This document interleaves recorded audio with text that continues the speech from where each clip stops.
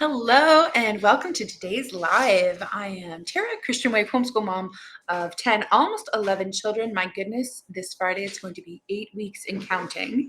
And today I am so excited to talk to you about how we handle big family birthdays. And I realize everybody does this differently. So in no way is this like the way to do big family birthdays. Just sharing from my life, becoming a big family mom, because that was not the plan in the beginning. I wasn't prepared for motherhood really in any sense of the word. I was never planning on having a big family. That's a whole other story. But when we began to really grapple with everything with being a mom, everything from medical decisions to scheduling decisions to, oh my goodness, like everything under the sun, well, birthdays became one of those questions. And I didn't have a roadmap to follow or other big family moms to tap into. So my heart today is just to share from my life, my experience, in case that's helpful to another big family mom who's maybe just a little earlier on the timeline of big family momship, if that's a word. And this is helpful to you. So here it is. So when we had 4 kids under the age of 4, we now have 10. Our oldest is 16. But when our oldest was 4 years old, we started hanging out at parks because we had made the decision to homeschool. So we weren't sending her off to any kind of day program, full day school, which is what it would have been if we'd sent her to school. So we're homeschooling, right? And then I bought the other little kids, her twin brothers and the baby. So we went to the park pretty much every day. It was just a way we built into our routine. I'd get out of the house, get the kids some exercise.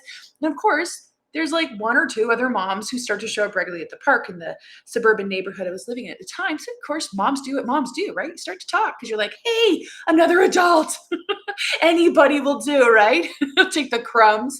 So we're just chatting, hanging, making polite conversation with neighbors. And then we started to see each other regularly. We're like, hey, it's my friend, right? It's my neighborhood friend, which is awesome and great and a great way to connect with your neighbors. And they had, both of them happened to have little girls, literally Eden's age. Or very close to it. So they weren't quite in school or they only did half days, whatever. The point is we started hanging out.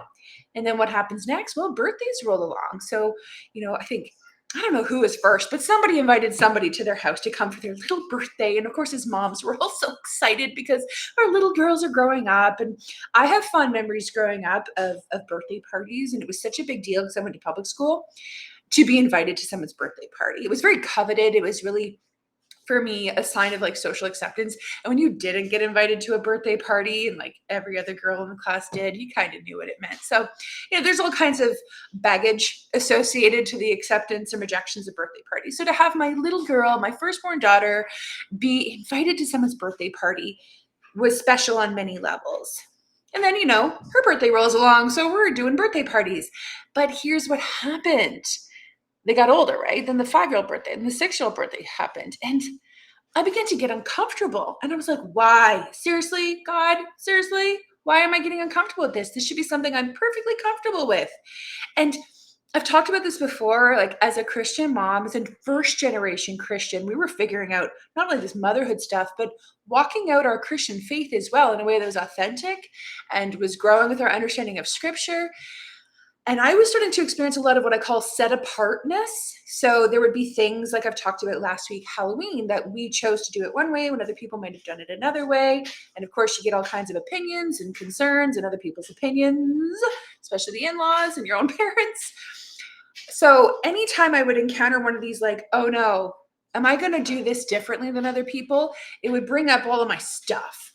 And I'd be like, oh, I don't want to be so set apart. Like, understandably, I want to fit in, right? I want to just be in the world, but not of the world. I want to honor God in an authentic way in my life as a mom, as, in our family.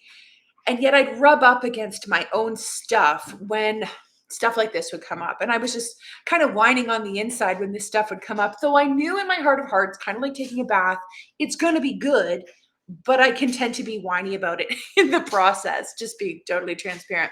So I was telling God in my heart, I don't wanna stand out even more. I don't wanna be the weirdo. What is the problem with birthday parties, honestly? Well, the story goes on. So now when people ask me like, hey, Tara, like you're a gigantic family. How do you do birthday parties, by the way? I'm like, well, it's been a journey. Here it is. I'll share it with you in a nutshell today. So 3 things started to come up as I really reflected on these uncomfortable feelings that I was having, which were so weird and unwelcome to me, but I explored them just in case there was something there, in case I wasn't being crazy and this was God talking to me, about our family, maybe not for everybody's family, but certainly for our family. So the first issue that came up was we were having this conflict of friends and family. So, the kids go to a friend's party, but then we also had family to honor as well, because my parents, both sets of parents, lived in town at the time, like 10 minutes away, which is such a blessing. So there was an expectation with the first grandchild on both sides of the family that, of course, we were going to host a birthday party and I was going to pick up the cost and the meal and all the arrangements. And I ended up having to do this double party every time. I was pregnant with number 5 at this time, and having 2 parties in 1 week was starting to feel stressful to me. It wasn't just the cost. It was like, I'm an introverted mom to begin with, and just having a lot of people in my space and doing all of these things grates on my nerves, tends to zap me in a way it may not zap someone else. And yeah, just being a young mom with all these kids in the house and hosting double things in 1 week was just a lot for me. And I was like, is this the only way to do it? Like, do we really have to set a standard for a double party every birthday? And then I did the math with a growing family, because we don't have 2.2 or 1.4 kids like the national average.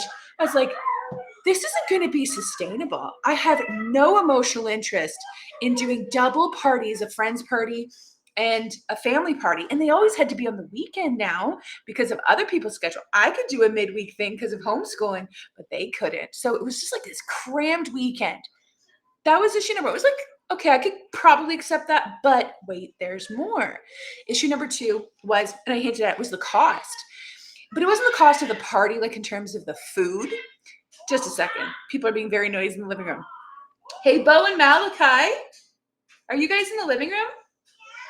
You're being too loud. Would you take that outside, please? Thanks. I think they're wrestling on the couch. So it was the cost. And it was the cost of gifts, because at least in my culture where I lived, the average cost of a birthday party for like a 4-year-old gift was about 20 bucks, which was super generous.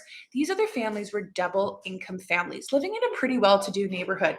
Our house, I don't know how this happened, but we happened to be living in a pretty nice neighborhood, but in a row house. They were maybe just in a different income bracket than us.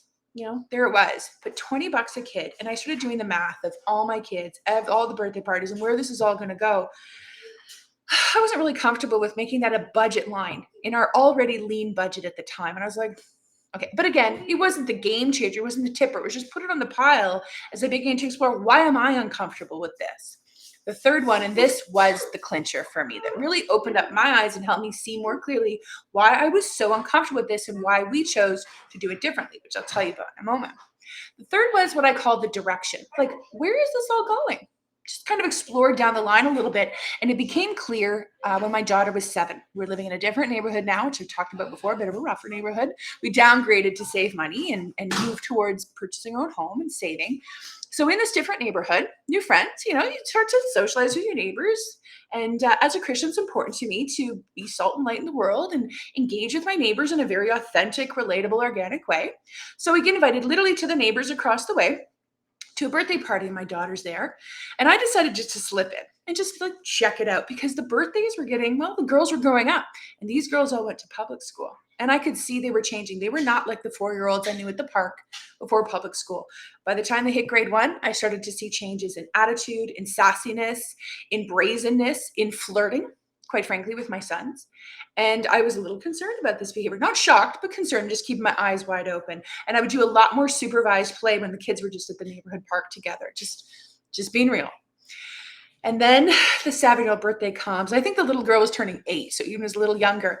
It was a Justin Bieber themed birthday party because he was all the rage at the time. If you've heard of this Canadian pop icon, apparently he was a real cutie patootie or whatever. I'm not really into that. But I mean, everyone can relate. I knew growing up for me when it was like New Kids on the Block, my sister's generation would have been NSYNC, or I don't know.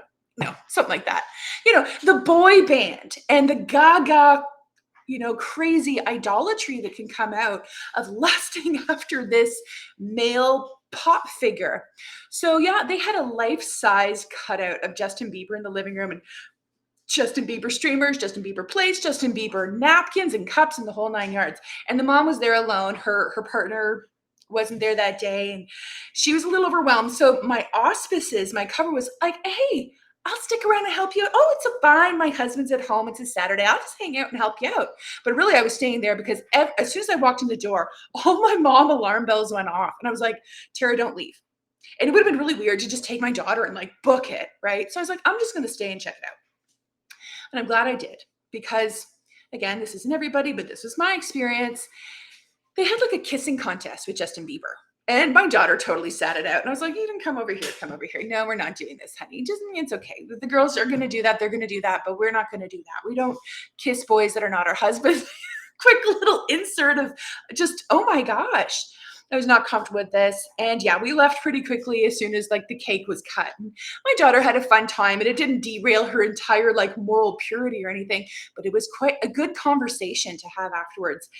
And this one is when I realized that the direction of where the birthday parties are going, I was not comfortable dropping off my kids, male or female, at someone else's house who I didn't implicitly trust and know the fabric of of what was going to be happening. And truth is, I didn't know the other kids. There's just a lot going on, and many of my reasons for homeschooling. One component is the socialization with peers, because the Bible talks about foolishness is bound up in the heart of children. And you've seen it yourself. The common denominator when you put a bunch of kids together is not the highest common denominator. The kids quickly devolve in a low supervision situation to the lowest common denominator. And pretty quickly, we can go from potty humor into stuff that raises my eyebrows. And I'm like, kids, we're leaving. Because, again, without casting harsh judgment on my non-Christian neighbor or even my Christian neighbor, I feel a great, tremendous responsibility to guard and guide my children through their growing years so that they can be more mature and ready for adulthood. Different people have a different parenting philosophy. That's mine. So that helped me between, two birthday parties, the cost, the stress, the everything, and then the direction of where the friends' parties are going. I suddenly was like, I'm totally okay to do this different now. So here's what we do. We just have a family party. We just drop the whole friend party. And when you stop inviting people to a friend party, you don't get invited. Dress up pretty quick, no biggie. And it's not as if, my daughter was like, oh, mom, you took away my social life. We still do lots of social things. So she didn't even notice that went away. And the boys grew up without it. It's literally just a cultural thing we never did. So just like my younger set of kids right now, they've never participated in trick-or-treating. So they don't even think to ask for it. It's just we don't do it. So they don't even notice it. Honestly, they didn't even know what it was. So, we get invited here or there, maybe to like a friend, like a family party. But by and large, my kids just don't get invited to parties and they don't feel left out or anything. There's no weirdness about it. And the cool thing is they've gotten older. We've talked about it because I just want to see, like, are you really okay with this or am I misreading this? They're not really pharisaical about it. They're not like, oh, we're better than other people. We're not so low. Like, there's no pride. And neither are they socially backwards weirdos who cannot walk into a totally new social situation and handle themselves fine, with the exception of my child who's on, I highly suspect, yet to be confirmed, on the spectrum. Yeah, but that would explain that. Everybody else is fine. Like, it's fine. I love how we do family birthday parties. We make the whole day about the child to really communicate that every child is a blessing from God. We are so grateful that God entrusted us to be their parents, that they get to choose the whole menu for the day, breakfast, lunch, and dinner within reason. I still do have veto power, right? We're not going to eat pure sugar all day. And we do presents at breakfast time. So when they wake up, we've got couple balloons and streamers up in the dining room, pile of presents on the table because we homeschool. They can open them right away. They don't have to wait for the weekend when there's a friend's party, whatever. They open their presents. They've got the day to play. It's a big family affair. And I just love that we get to communicate that. And at supper time, while we're cutting the cake, we have a special family blessing time where everyone around the table, even the quieter ones, will share what they like or admire about the birthday person. And so it's a time of edification, of love, of celebration, which I think that's a really beautiful heart of a birthday. And it's helped the kids do that in turn for me. When my birthday comes, they'll edify me. Like Proverbs 31, right? Her children rise up and call her and bless her. I'm so honored that my children are learning this in the early years. And how they choose to do it when they're adults, should they become parents, I leave that to their, godly discernment then.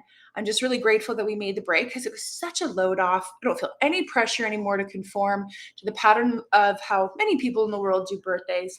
And as a big family, not only did it help with the cost, but with the stress, of just blending and mixing with stuff that I was uncomfortable putting my kids in, especially at such an early age. So here's the deal. I love helping out other big family moms in a way that I didn't have that kind of help growing up. So this Friday, I've got 7 mini courses dropping that are all focused on helping big family moms in key areas. And one of them is on big family boundaries and communications, whether it's, talking about body boundaries, emotional boundaries, and how to communicate and deal with other people's opinions, all of that big family stuff that I've walked out. So if you're like, ooh, I'm walking through this stuff, Tara, then this course is something you want to keep your eyes open for. Because, like I said, in the early years, I was a total pioneer. I was the first one to have kids, first generation Christian. So there's a lot of pressure. I was blazing those trails, and the opinions came fast and furious. And I did hear it from both sets of parents about the birthdays and how we're going to screw up the kids. And, because they can see the future just as much as I can. And it was rough because I was the first one to do this, and I was doing it totally culturally different than what they were used to. All of their insecurities came out, my insecurities came out, and it made it rough, especially with my parents in the first couple of years. But I've learned how to hold my ground in a gracious way, how to communicate that with other people, with my children, how to stay more calm with everything from discipline and consequences to talking about body boundaries and modesty, like we'll be doing next week in the sex talk. So if that's a course that's resonating with you, it's coming out this Friday. Pop on over to the Big Family Moms group if you haven't already. I'm going to have some special deals available in there, so I'm excited about that. Thank you for meeting with me today. It's such an honor to share about my life in a way that can help other big family moms overcome struggles and grow in grace. God bless you. I'll see you on Friday.